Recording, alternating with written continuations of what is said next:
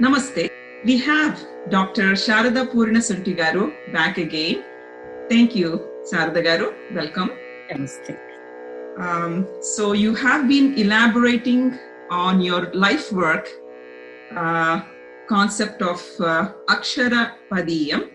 Such beautiful episodes have passed already. We are in the fourth today.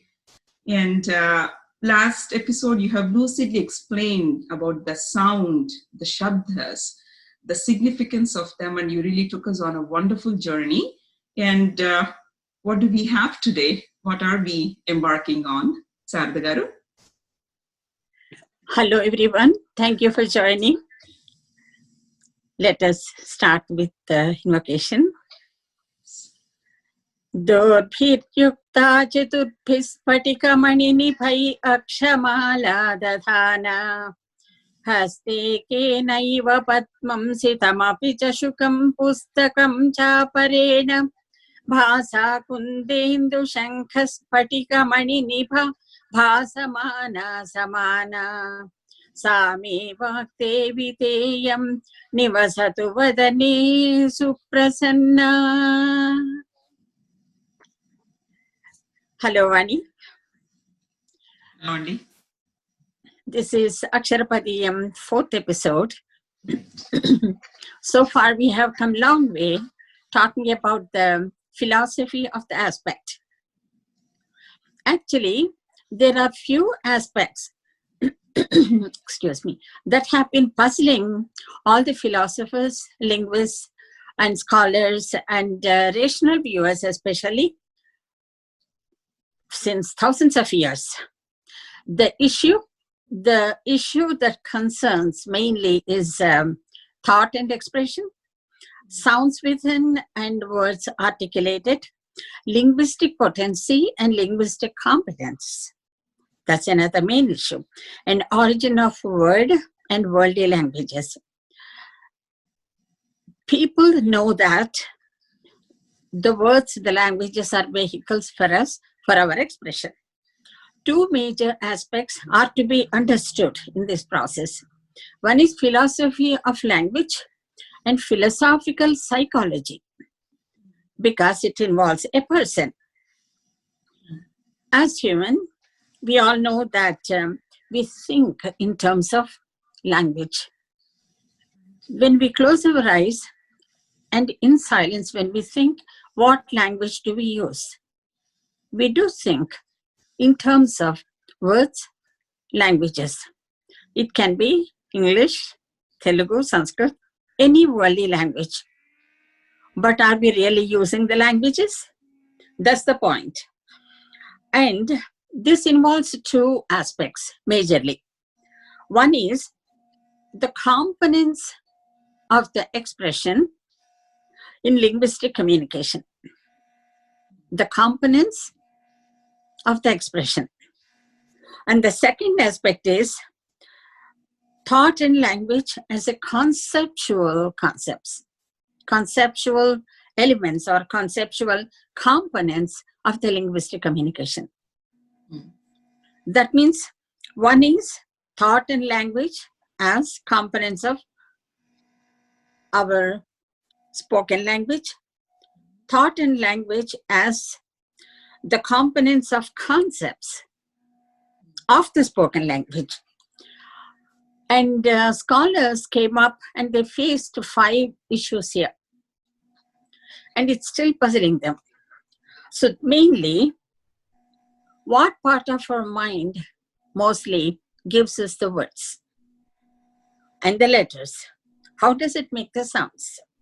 And how is the meaning conceived before it is expressed by using a language? What is the form of the sound when it is conveyed to the listener? And what is heard and what is understood? Does it have a language? And what is happening between the speaker and the listener?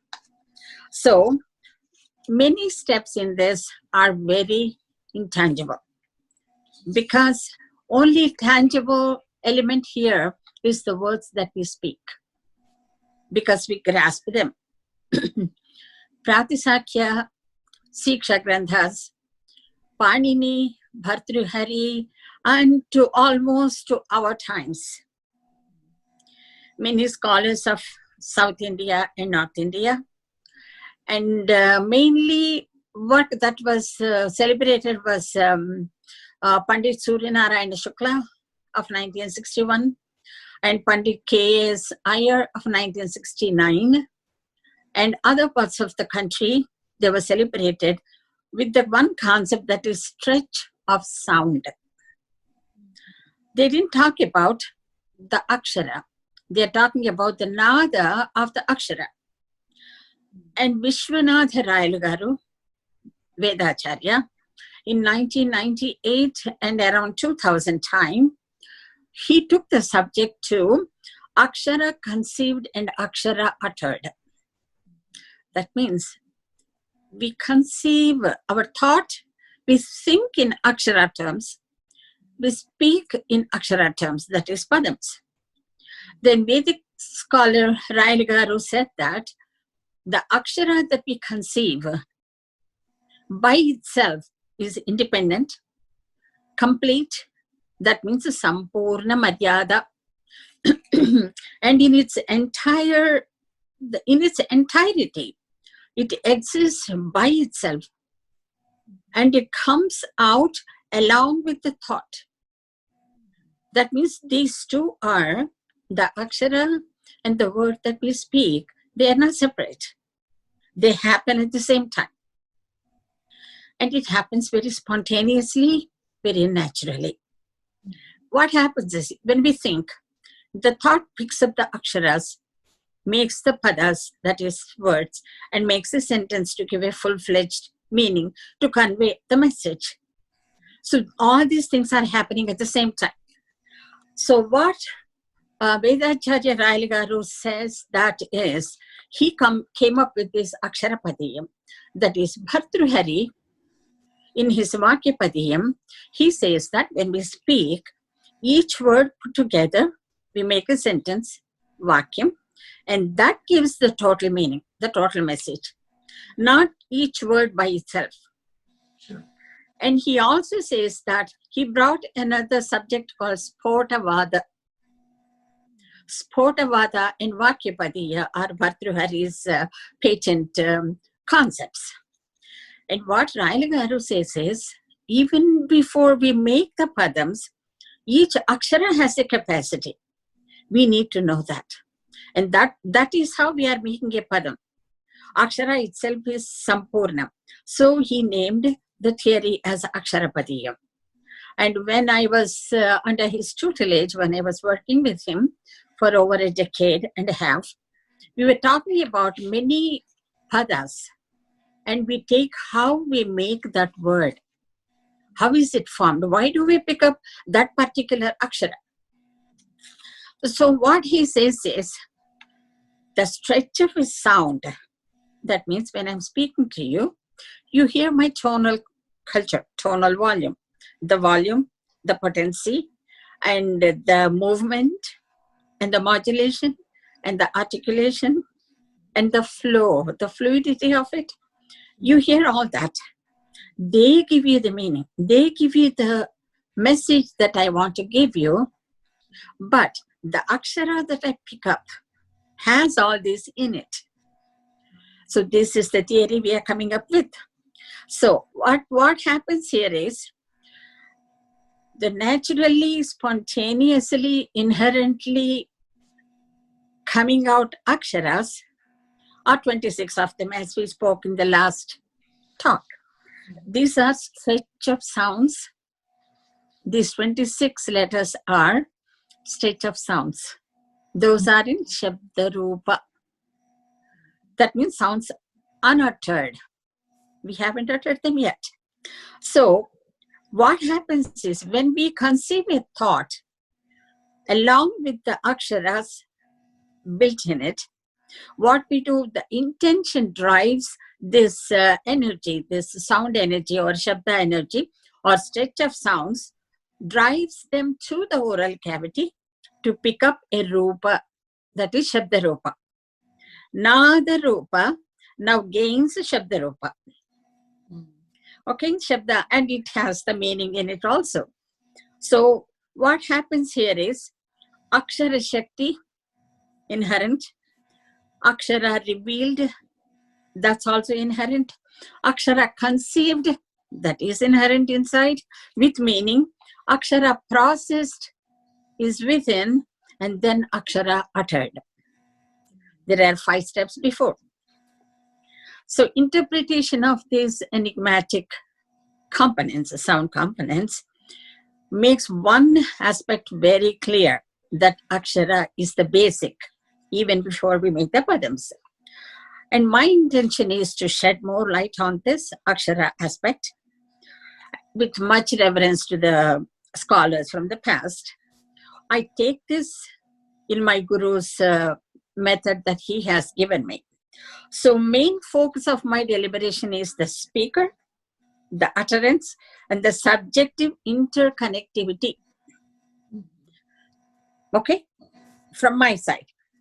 Oral communication, most of the time, does oral communication, the words, most of the time doesn't give the entire message that I want to give you, unless it is followed by 5 elements. Swara, Varna, Matra, Balam. Okay, Varna means it needs a letter, means recognizable, describable, formed structure of the sound. Number 1, Varna. Swara is my tonal value to it. Matra is the measure of each letter. Balam is the potency. And all these things together, articulation forms, and they come out in the form of letters. So what happens is oral communication, when it does not give direct contents of the intention or the thought, but the competence, the ability, the pratibha, the Shakti, the Akshara Shakti within gives that energy to us. So what happens here is, what Bhartrihari says, it is the Padam in the Vakyam, and we are coming little deeper into it to Padam and Akshara. And also we spoke about those 5 elements of Varna, Swara, Balam, Matra, Samasantanaha, that is the word Veda says. And Akshara, it can be either Namavachakam or Kriyavachakam. That means when it is complete. As we spoke, it's specified, very specific, each letter. Very specific, very precise, very complete, very potent. And it has the capacity, and it is inherent in us. And so what happens is, in this sound energy gains expressible capacity in the oral cavity. Oral cavity is our Vakvahara, articulation of the aksharas. There are 3 main levels in our oral cavity. 3 main levels, each letters in each level. That means 3 times 8, 24. We'll come up with 26 later. So it starts with the vowel A, E, U. 3 levels, okay? Ka, cha, ta, ta, pa, the first layer. Ga, ja, da, da, ba. The sounds, please listen carefully. Ka, guttural, cha, ta, ta, pa. Guttural, palatal, cerebral, labial, and ta is again palatal sound. And these 5 areas, there's another one that is nasal. That comes in the third level. First level are ka, cha, ta, ta, pa. And there are 2 more. Ha, ya. If you close your eyes and see the formation of these letters, they all come from the same area of articulation. It can be guttural, ka, cha. It doesn't have the second dimension to it. Okay? And when you say ga, da, da, da, but it has a cerebral, it is a cave. So it picked up another dimension. So the third R, U is the vowel. Nga, nya, na, na, ma, those are nasals. The 5th of each category that we mentioned above. And the sha and la. These are the sounds that come from there. So in this, A, E, U are the primary vowels. They have independent sustenance, independent capacity, and they are complete. By itself, they exist. And each letter has a meaning to it. And we will talk about the meanings. The primary consonants are ka, cha, ta, ta, pa, ga, ja, da, da, ba. And the antastas and ushmas, that is aspirants, sha, sha, sa, ha. Because it picks up a capsule of air before we pronounce. And some of them pick up more capsules of air to say the sound. So, and the fourth row is the subsidiary, that is sa and va. These two sounds, if you pronounce and say, they are rather incomplete. When we say the s, like sink, s sound, it is a linguodental. We are just pushing the air. That's all is happening. Yeah. There is no absolute touch there. There is no specific articulation point. It is halfway. And same thing with, s and v. When we say v, it can be the dental, labiodental. What happens, it's not complete yet. It's like we can say wa, halfway, ostia. Or we can say complete touch. There is no complete touch. There is no specific, complete, full-fledged area to pronounce that particular word. V. But this va and the sa plays the major role in articulation. In going back, this and ma is the bilabial nasal sound. That is another sound that we use. So what is happening here are the 26 letters we talked about, 3 areas, they come up with articulation. So what's the difference? The first layer, ka, cha, ta, ta, pa. The resonance is good, complete good resonance. Okay? When we say ga, da, da, da, ba, it's a higher resonance.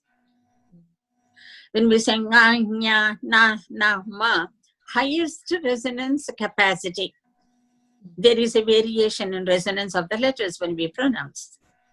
That makes the difference, and that makes the difference in the meaning also. It carries. That's where we need to go. And if you go to the other vowels we are talking about, a, e, u, a, I, o, au, these are all compound. That means they are combinations of the primary vowels. Primary are only 3, right? Even the colors, primary colors are 3, right? And the secondary 3, and the tertiary. So same thing for the sound, we have primary sounds, secondary sounds, and tertiary sounds. I, ow are those. And so these aksharas, we are putting all those aside. We are taking only the primary sounds and primary aksharas. They are the full-fledged ones. When we pick up the combined combinations or secondary and tertiary aksharas, they give a different meaning altogether. That's where we need to go now. So what happens is each consonant, that is called stop, sparshakshara, it has no existence unless the vowel joins it. There is no audible, complete structure to it unless the vowel joins it. When we say it stops, sound doesn't come out. If you join a, ka,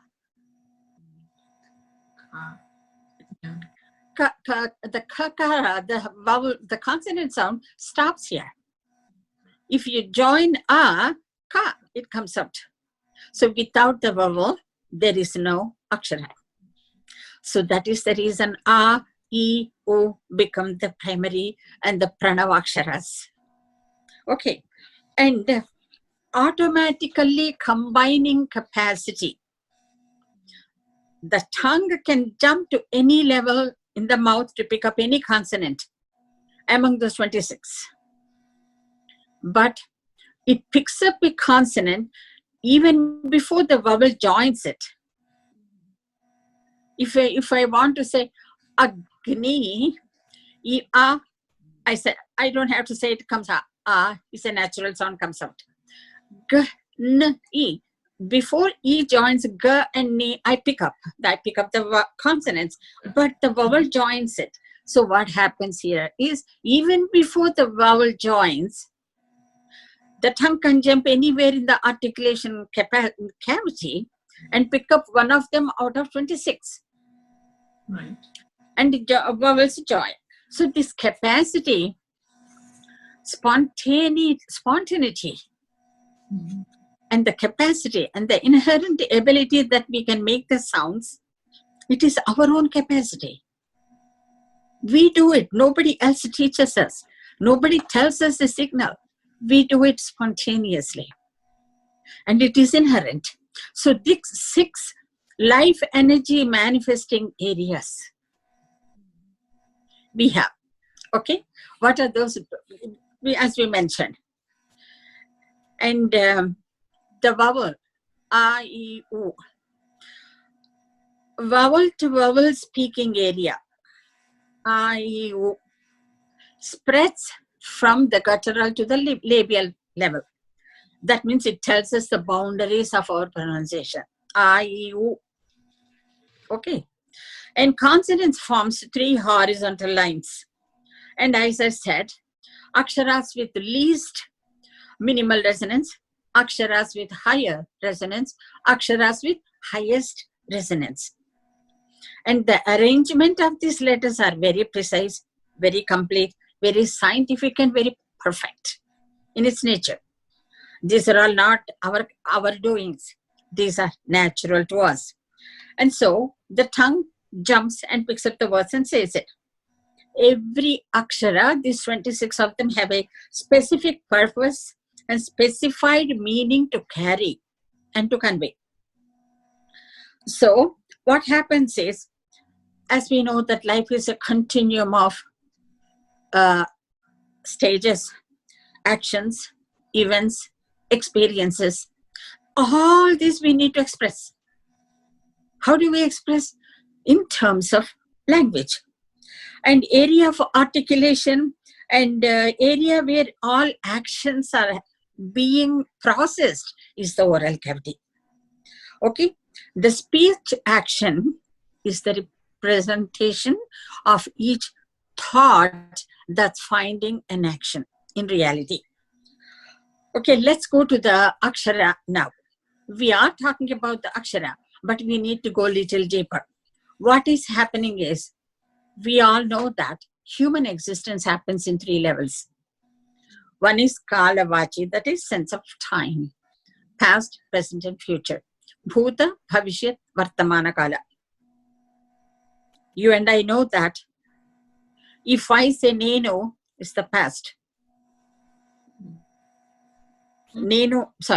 Nadi means it's mine. That's past. Nenu means present. Naku means it's future. Nenu, Nadi, Naku. When can I say Nenu? That means I'm already there. That's me. It happened already. Right? So this kalavachi can be attributed to our life. That's point 1. Please remember that. And bhuta bhavishyat vartamana kala. The second thing is bhautika jnana manodehas. Bhautika is the physical. Jnana is our intellectual. Mano is our psychological. We live at 3 levels. So what is happening here is the most beautiful and wonderful thing. If you pick up all the words, the languages are endless, seamless. If you pick up all the words that are uttered so far by humanity,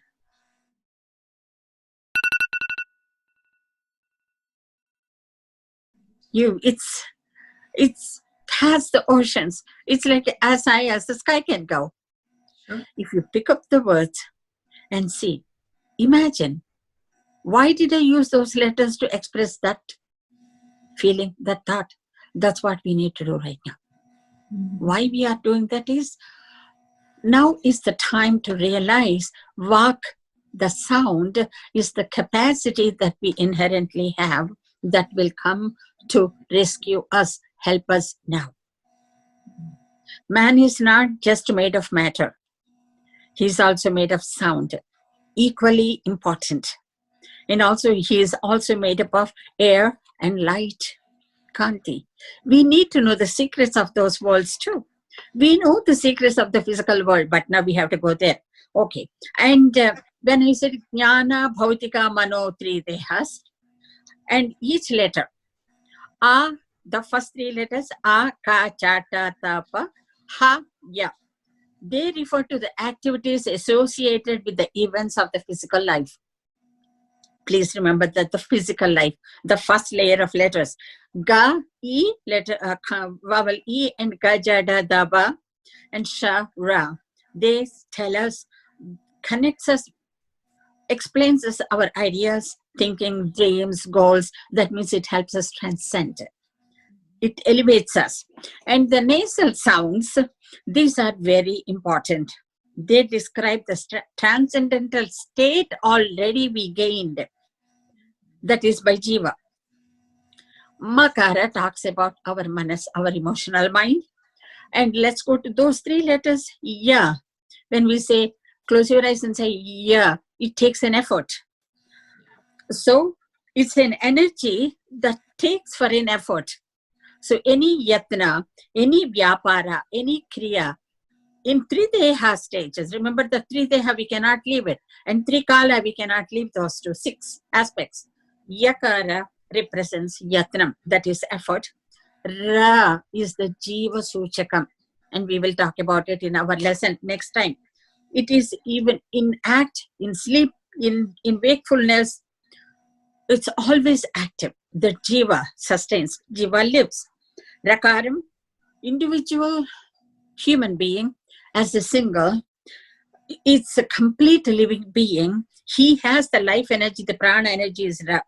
And the lakara, ya, ra, la, lakara is the transcendental. Always we raise above with each thought. We become more with each thought. So that is the lakara indicating. And sa is the prana suchika. When you say it is a flow of air, prana shakti. It's a prana shakti. It is the entire prana, that is jiva, prana suchaka.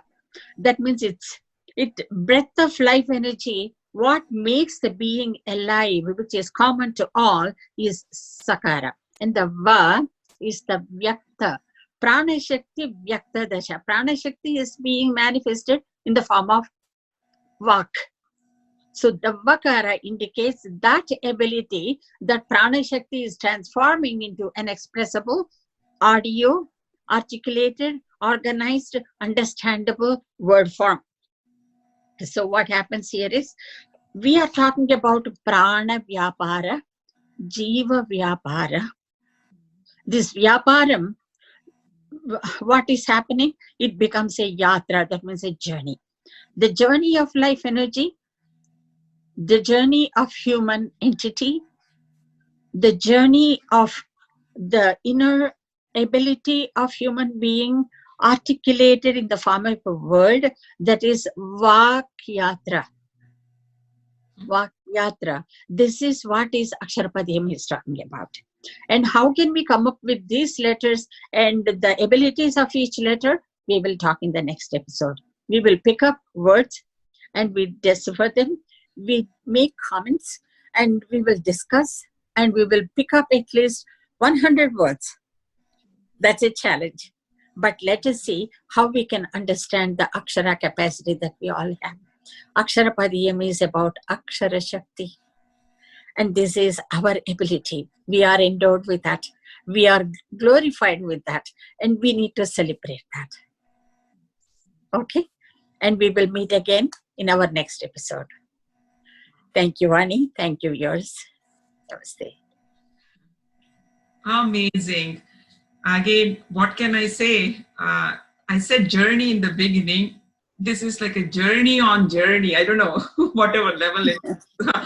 And you have definitely transcended me and, of course, many viewers who are viewing this and listening to this.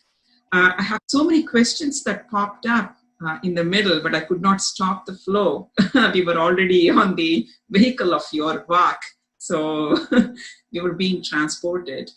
So definitely, I would like to take, if you can take up some questions. I had one basic question was Akshara and Bija. We say Bija, Akshara. I mean, I wanted to know, that was one question that came up. And then when you said Mano, your hand went up here. Usually Mano, we think it is the mind. So those kinds of questions popped up. Probably you can on those. If you want to do it now, that is fine, but probably we can do it in the next episode. We will take it to the next episode. And the questions that you asked are very wonderful. It requires long discussion, because we really need to go to the elemental level, micro level, or what do you call, to the bottom of that letter where it is forming, how it is forming. And remember the three dehas, three kalas, and the aksharas that we have divided: kachata tapa, gajada daba, and ngangana nama, and makara for manas, vakara for vak, yakara for yatnam, rakara for jiva, sa is for sarva prani, samana suchakam, and sha and the sha, like the sha and sa, are also, they have a specified meanings. When we combine the words, what happens? When we combine the vowels, what happens? And there are, we call, in Mantra Shastra, Tantra Shastra, Yantra Shastra, they do have this Bija Aksharas. Bija, Akshara Bija Sthiti, when it gains prana, the Akshara starts its Akshara Yatra. If I say Agni, one word, you brought a wonderful topic. I don't know if you have enough time, but I will just try to give you a little bit about it. We constantly say Agni, right? Agni means it's not the fire that we cook, or it's not the fire when we see firing, or if you see the house is burnt. It is not just the visual light. Agni forms in many forms. So how do I explain it? Aksharartha of it. Like each vak that we say, we are giving a message. We want to give you a picture, right? When we say Agni, I'm giving you a picture, mental picture of Agni. Right. So what is it? What kind of Agni? If I say I have Agni in my stomach, that means I'm hungry. The Agni in my udaram is Jatara Rasam. That is also Agni. And I have Agni in my heart. That means my desire is overflowing. That's the energy. So Akaram is the Shakti that's come along with the Jiva. When we are born, Akara comes along with us. And the three letters, three consonants and one vowel in that letter. Akara is the first vowel. Ga, na. Ga and na. Ga is the cerebral sound. Remember? Ga, jada, daba. It's a cerebral sound. And nakara is a nasal sound. So vowel plus cerebral plus nasal plus another vowel. Akara is the prana shakti inherent coming out. It comes with our life. When the jiva is born, comes with it, with the jiva. Akara. And Gakara is the cerebral. That means cerebral sound are Devata sthanas. We talked about it. Gajada, Daba, Aksharas are used to Devata sthana, raised above, transcendental, above.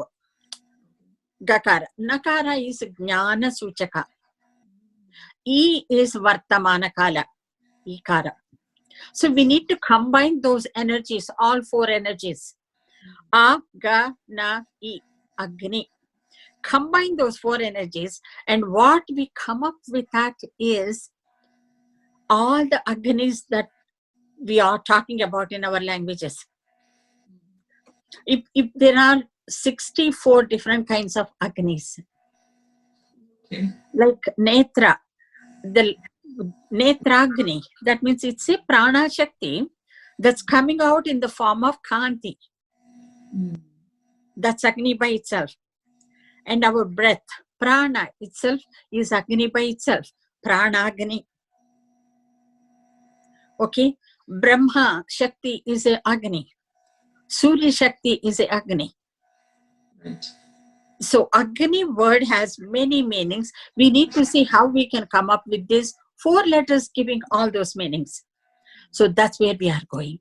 We will pick up other words in our next session, and we will come up with more details, and hopefully we will reach somewhere, reach to those in inner realms and dwell there to experience this beautiful energy that Aksharas give, which is inherent. It's a prana yatra.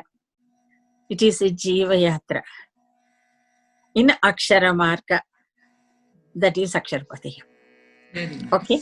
And I will see you in my next session. Thank you, Vani. Thank you, yours. Namaste.